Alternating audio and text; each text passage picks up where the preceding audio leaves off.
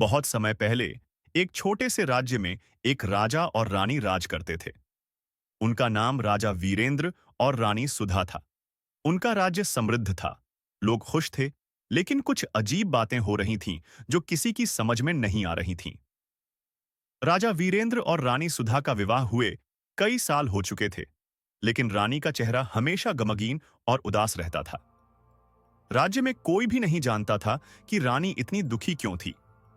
राजा वीरेंद्र, जो अपने राज्य और प्रजा के लिए समर्पित था, अपनी पत्नी के बारे में सोचता था, लेकिन वह समझ नहीं पा रहा था कि ऐसा क्यों हो रहा है। एक दिन राज्य में एक साधु बाबा आए, जो अपनी रहस्यमयी शक्तियों के लिए प्रसिद्ध थे। उन्होंने राजा से कहा, राजा वीरेंद्र, तुम्हारी रानी का दिल कुछ भारी राज छुपाए हुए है। अगर तुम उसे सच्चाई तक पहुंचाना चाहते हो, तो तुम्हें एक जादुई गहना प्राप्त करना होगा, जो राज्य के सबसे गहरे जंगल में छुपा हुआ है। राजा ने साधु की बात मानी और गहना प्राप्त करने के लिए जंगल की ओर चल पड़ा। उसने कई दिन जंगल में बिताए, भयंकर जानवरों और खतरों का सामना किया, लेकिन अंत में वह गहना प्राप्त करने में सफल हो गया। यह गहना एक खूबसूरत चमचमाती मणि थी, जिसे राजा ने बड़े ध्यान से अपनी जेब में रखा और महल लौट आया। जब राजा वीरेंद्र महल लौटा, तो वह जल्दी से रानी सुधा के पास पहुंचा और उसने मणि को रानी के सामने रखा।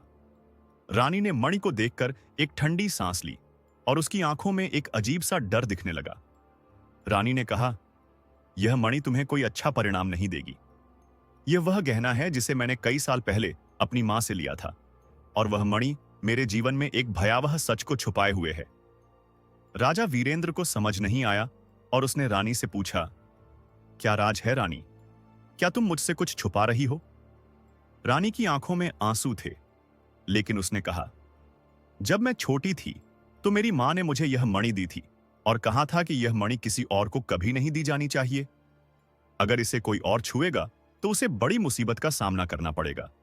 और आज तुमने इस मणि को छुआ, इसका मतलब है कि तुम और मैं अब कभी भी सुखी नहीं रह पाएंगे।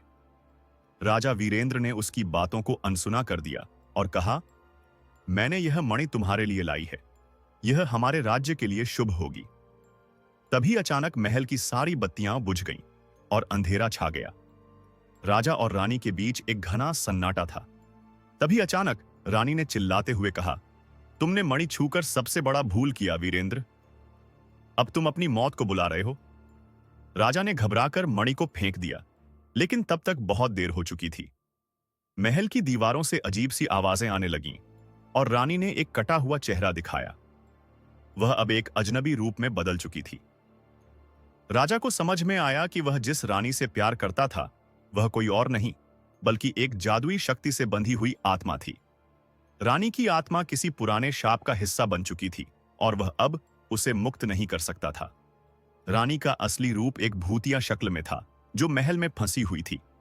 अंत में राजा वीरेंद्र ने समझा कि रानी का दुख सिर्फ उसकी किस्मत का हिस्सा नहीं था, बल्कि यह एक रहस्यमय शाप था, जो कभी भी खत्म नहीं हो सकता था। राजा वीरेंद्र ने शाप को तोड़ने के लिए कई उपाय किए, लेकिन अंततः उसे यह मानना पड़ा कि कुछ रहस्य हमें हमेशा के लिए अनसुलझे रह जाते हैं। कहानी का अंत इस सवाल के साथ होता है, क्या राजा वीरेंद्र कभी अपनी रानी को वापस पा सका? क्या वह शाप टूट सका? और उस मणि का रहस्य आखिरकार क्या था?